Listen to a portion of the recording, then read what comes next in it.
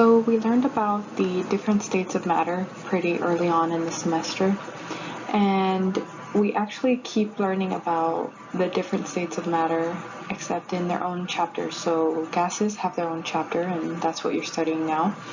And then in Chem 2, you study a lot about solutions. So there's a bunch of chapters dedicated to that. As far as solids, I mean, we learned about them like here and there, how they, like for example, how ionic solids dissolve. So it depends. But so gases, they are, I would say, very special. They have very unique qualities to them compared to liquids and solids. So this is the way that you should visualize gases, like in your head, about how the molecules or atoms actually look. So they're moving around very, very fast, and they collide with whatever container they're in, the walls of the container. And whenever they collide with the walls, this is what causes pressure, essentially. So the less collisions that you have, then you will have a lower pressure of the gas. So in terms of how pressure and density relate to each other for gases, it depends on the number of gas particles within a given volume. Obviously, if you remember the equation for density, it's mass per volume, so the number of gas particles. It depends also on the volume. So if you have a smaller volume, then that will cause your density to increase because it's like so jam-packed.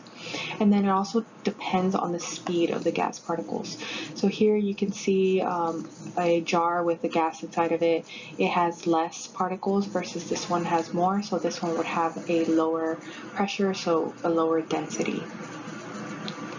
So now that we kind of have an idea of how we visualize gases, we're going to get into the math of it. And first we need to learn about the units that we measure gases with.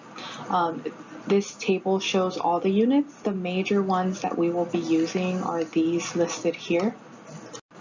So let's go ahead and practice converting these. So we have here a typical barometric pressure in Kansas City is 740 torque. What is this pressure in atmospheres and millimeters of mercury? So we have some conversion factors up here, right? So we're going to start off, and this is just regular old dimensional analysis that we've been doing.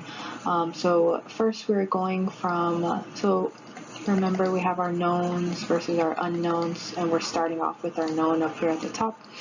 First, let's convert to atmosphere. So here we have atmosphere and torr conversion factor. So 760 torr. And then we divide this out, and then let's set up the other one actually. So millimeters of mercury, oh, that one's easy. 740 torr. 1 torr equals 1 mmHg. So I went ahead and calculated this out. For this first conversion, we have 0.974 ATM, and then obviously for the second one it's equal, so it's 1 to 1. So just bear in mind, use your dimensional analysis whenever you're converting between units. So there are certain laws that have been determined about gases, and we are going to start with the simple gas laws. There's 4 of them. The first one is Amontons Law, and Amontons Law tells us the relationship of gases in terms of their pressure and their temperature.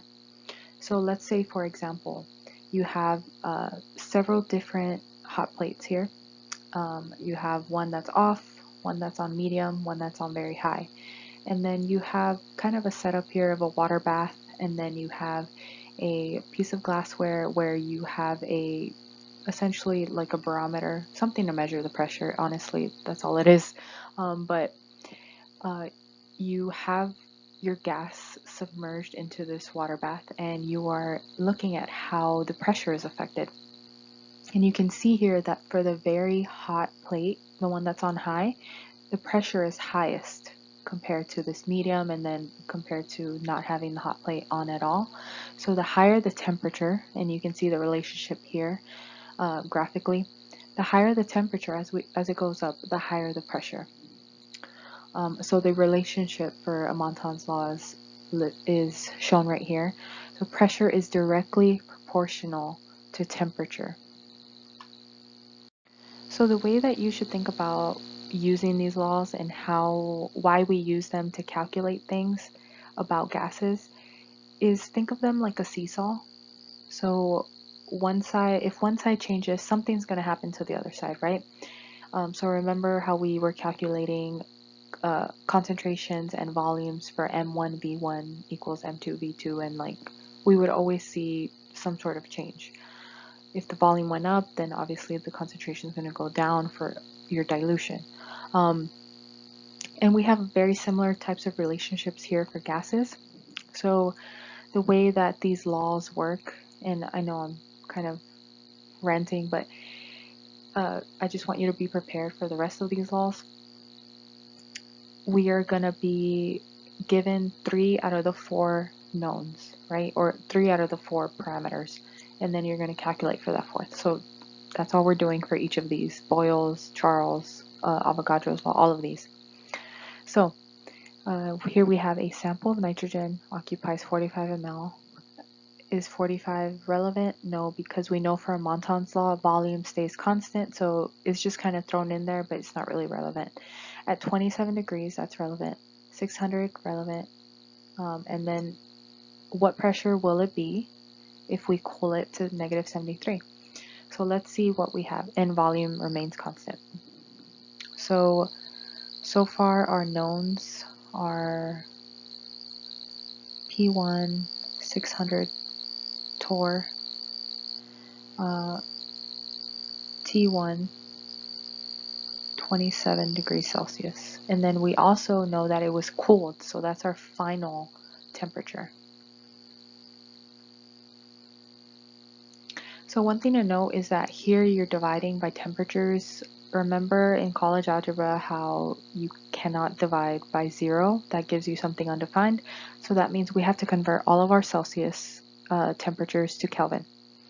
So here, let's convert these by adding 273 and see what we get. So we get 300 and 200 Kelvin, and now we can essentially just find out how we need to solve this and then just plug and chug. Okay, so we have P1 over T1 equals P2 over T2. So we are solving for pressure. So we need to essentially get our T2 out of the way. So we are going to multiply, and this is just algebra, don't freak out, it's nothing fancy. So I'm multiplying both sides by T2. So then I end up getting there should be 2 right there. 2 equals P1 times T2 over T1. And then I'm going to plug in to that. So our P2 will equal to 600 torr times our T2, which was 200 K, divided by 300 K. And then I'll write the answer up here. And then notice that our Kelvin cancels out, which is good because we want a pressure. And you should end up getting 400 torr as your answer. Now think about it, about how this relates to the law. Does this make sense? So we know that we cooled the gas, right? So remember the earlier diagram where if you increase the temperature, you increase the pressure. So here, since we decreased the temperature, then we should decrease from 600 to 400. So that does make sense. So next we have Charles' Law. Charles' Law has to do with volume and temperature. So let's say we have a balloon this time, and we have these balloons, 2 different balloons, in 2 different water baths again. One is an ice water bath and another one is very hot water. If you put these balloons in there and you just let them sit there and just watch what happens, the balloon in the ice water will just probably shrink up or maybe just float around there. It's not going to get any bigger. Compared to the other balloon, it's going to expand. So when P and N, so when pressure and moles are held constant, then this is the relationship that you get, which is Charles' law. So as temperature increases, volume also increases. So here we have a sample of O2 occupies 32 ml, 32.2 ml at 30 degrees C and 452 torr. What volume will it occupy at negative 70 degrees Celsius and the same pressure? So we know that pressure is just kind of there, but it's not important. Let's find our knowns. So we are starting with this volume, so that must be our V1, 32.2 ml. And then we're starting with this temperature. It's at 30 degrees. What volume will it occupy when you cool it to negative 70 degrees? So remember 200, you have to convert both of these to Kelvin. So this one will be 303 Kelvin and 203 Kelvin. Okay, so now all we have to do is essentially solve for what we need. So this time I'm gonna do it up here. So we need V2, right? So again, we're gonna multiply both sides by T2, and then we will get V2 equals V1 times T2, and then you just plug and chug. So let me go ahead and set that up. So when you set that up, I just looked at what values I had and plugged them in where they needed to be. And then I get 21.6 ml. Now let's think about how this relates to Charles' law. So Charles' law, as temperature increase, volume will increase. Remember the balloon in the hot water? And here we are dropping the temperature from 30 to negative 70. So we're definitely should see a drop in volume as well. And that's essentially what we got. It went from 32.2 ml to 21.6. And here, this is just a reminder about us needing to convert to Kelvin. So never forget to convert to Kelvin if you are starting in degrees Celsius for Charles' law and Amontons law. So next we have Boyle's law, which has to do with volume and pressure. So let's say you have like this piston, and both of them are, well, you have two pistons, and both of them are filled with gas, and you have different pressures on them. So one has more space, obviously, and less pressure being applied, 1 kilogram. This one has 2 kilograms being applied.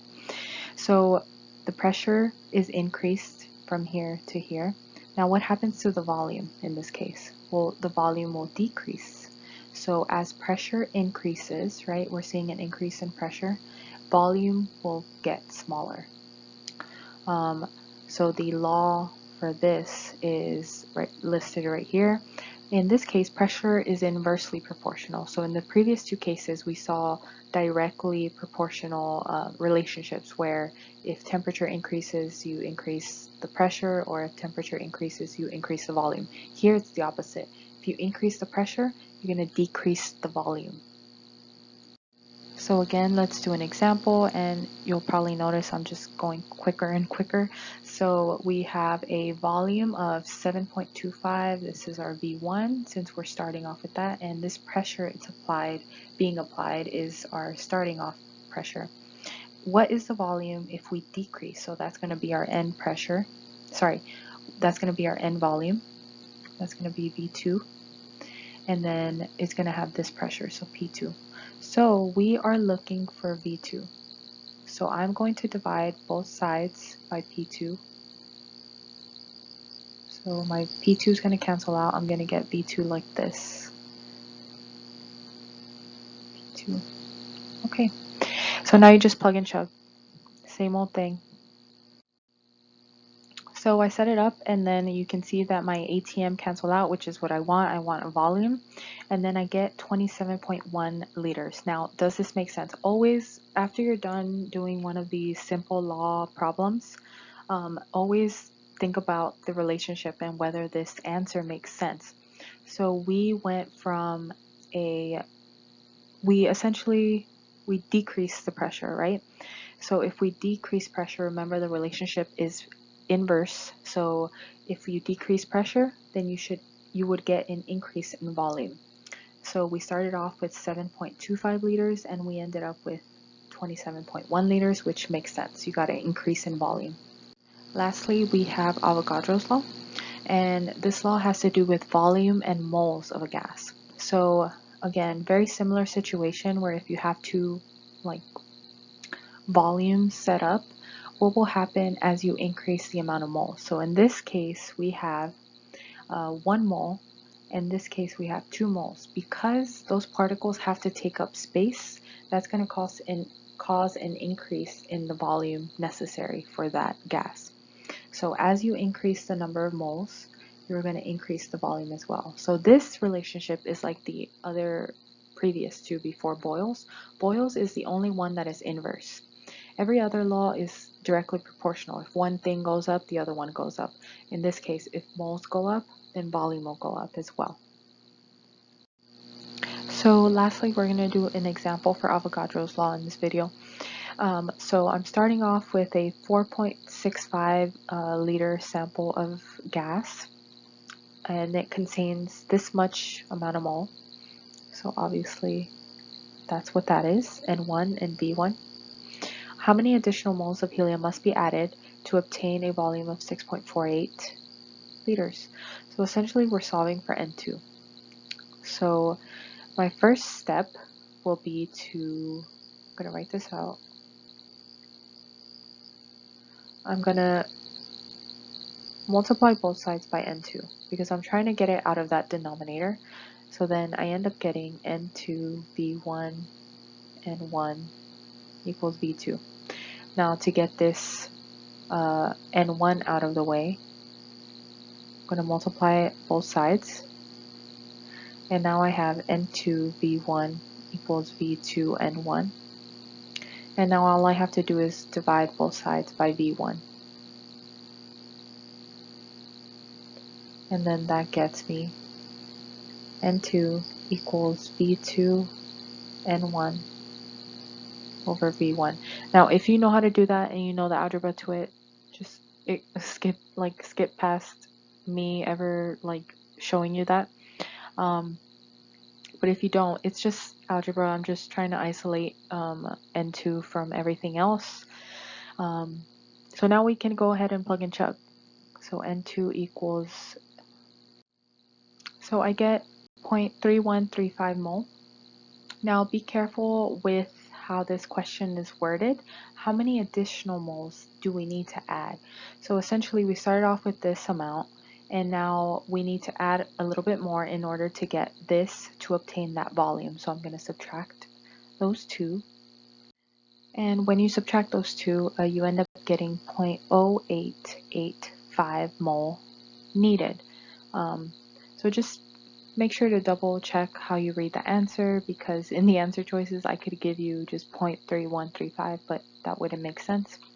And again, check your answer in terms of how this relates to the law. So 0.3135, does this make sense in terms of Avogadros Law? We increase the volume, so that must mean that we need to increase the amount of moles, or that the moles increased in order to fit that volume.